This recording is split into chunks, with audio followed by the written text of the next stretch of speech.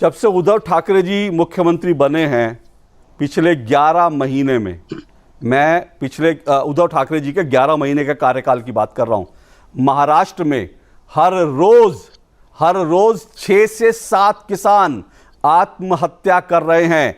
11 महीने में 2270 किसानों ने, यह आंकड़ा याद रखिए और यह आंकड़ा सुनिए, सब देश की जनता सुने, 11 महीने में उद्धव सरकार के कार्यकाल में 2270 किसानों ने आत्महत्याएं की हैं। और मैं आपको लंबी फेहरिस्त ऐसी बता सकता हूं जिन किसानों को आत्महत्या करने के बाद भी मुआवजा तक नहीं मिला। मेरे पास जो 6 महीने का आंकड़ा, मैं 11 महीने की टोटल, एक मिनट सर, मेरे पास एक मिनट सर, एक मिनट, मेरे पास जो 6 महीने का आंकड़ा है, उस 6 महीने में 1084 किसानों ने आत्महत्या की थी, जिनमें से 322 किसानों को मदद तक नहीं मिली सरकार की तरफ से। आत्महत्या करने के बाद उनके परिवारों को मदद तक नहीं मिली। 6 से 7 किसान रोज आत्महत्याएं कर रहे हैं और आप किसानों के लखीमपुर में किसानों के ऊपर गाड़ी चढ़ गए उसके समर्थन में, क्योंकि सामना यह कहता है कि यह किसानों के समर्थन में है।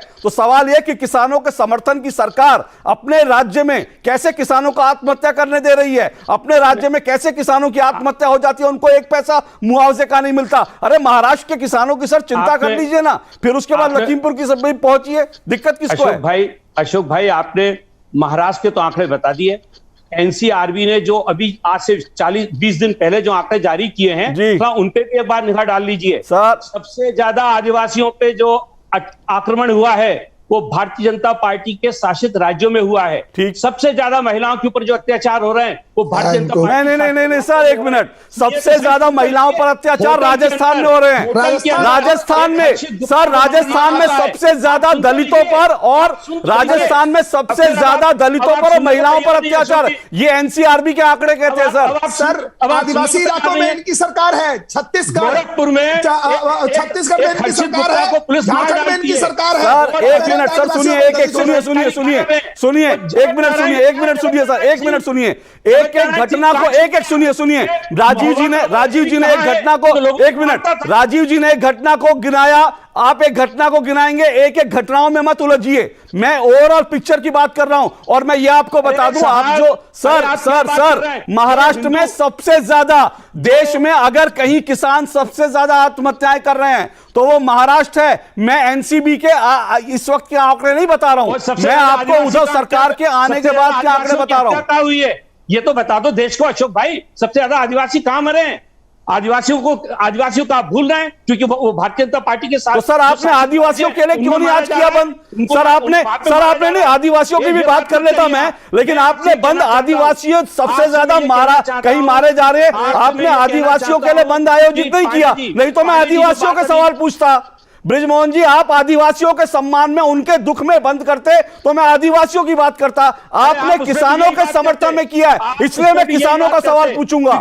आप किसानों के लिए तो दर्द ही नहीं है। अरे किसानों के लिए आपको दर्द है सर, ये रहे आंकड़े सर।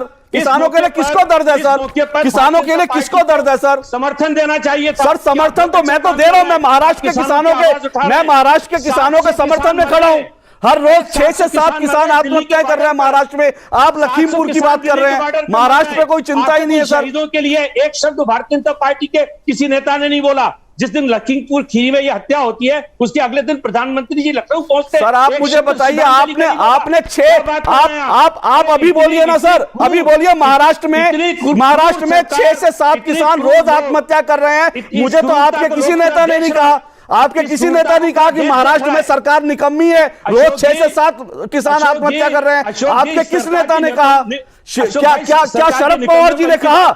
शरद पवार जी ने कहा कि महाराष्ट्र में रोज 7 किसान आत्महत्या कर रहे हैं। मैं उनके, अरे भाई महाराष्ट्र में शरद पवार जी की तो बड़ी बड़ी चीनी मिलें हैं, उन चीनी मिलों में किसानों को दे दीजिए हिस्सेदारी। महाराष्ट्र में शरद पवार जी की बड़ी बड़ी चीनी मिलें हैं सर, महाराष्ट्र में किसानों को चीनी मिलों में हिस्सेदारी दे दीजिए, उनको गन्ने का भुगतान करवा दीजिए शरद पवार जी से कहकर, तो वहां आत्महत्याएं कम हो जाएंगी।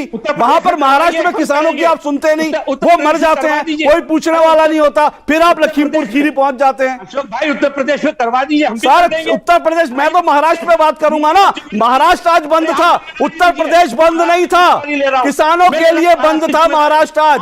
मैं महाराष्ट्र पे बात करूंगा, मैं महाराष्ट्र के आंकड़े लेके बैठूंगा, किसानों के आंकड़े लेके बैठूंगा, क्योंकि महाराष्ट्र में हर रोज 6 से 7 किसान आत्महत्या कर रहे हैं। गन्ने का किसानों का पेमेंट उत्तर प्रदेश में आप कब करा रहे हो बताइए सर? गन्ने का तो वहां हो गया, वहां तो हो गया, रेट बढ़कर हो गया। महाराष्ट्र में बताइए कब करवा रहे हैं शरद पवार जी से? 1000 करोड़ महाराष्ट्र में बताइए ना सर, शरद पवार जी और महाराष्ट्र में मुझे बताइए ना, आप किसानों के लिए क्या कर रहे हैं सर? जिस दिन आप उत्तर प्रदेश में जरा मैं बात करूं, एक मिनट आता हूं मैं, रुकिए, अवधेश जी को मौका देना चाहता हूं, फिर मैं आऊंगा। अवधेश जी, क्या ये वास्तव में किसानों की लड़ाई है? मैं तो कह रहा हूं आंकड़े मेरे सामने हैं, और मैं आदिवासियों पर भी चर्चा कर लूंगा जैसे बृजमोहन जी ने कहा, और जिस राज्य में सबसे ज्यादा आदिवासी मर जाएंगे उस पर भी हम चर्चा करें, खुल करके चर्चा करेंगे, क्योंकि डेमोक्रेसी में डिबेट तो होनी चाहिए। लेकिन आज क्योंकि मैं फिर बता दूं, सामना में साफ तौर पे लिखा था किसानों के समर्थन में महाराष्ट्र दृढ़ता पूर्वक खड़ा है, तो वो महाराष्ट्र जहां रोज 6 से 7 किसान आत्महत्याएं कर लेते हैं, वो महाराष्ट्र कहता है कि मैं किसानों के समर्थन में खड़ा हूं। अगर महाराष्ट्र किसानों के समर्थन में खड़ा ही हो जाता तो रोज वहां 6 से 7 किसानों को आत्महत्या क्यों करनी पड़ती? देवेंद्र फडणवीस की जब सरकार रही 5 साल, 40 करते थे,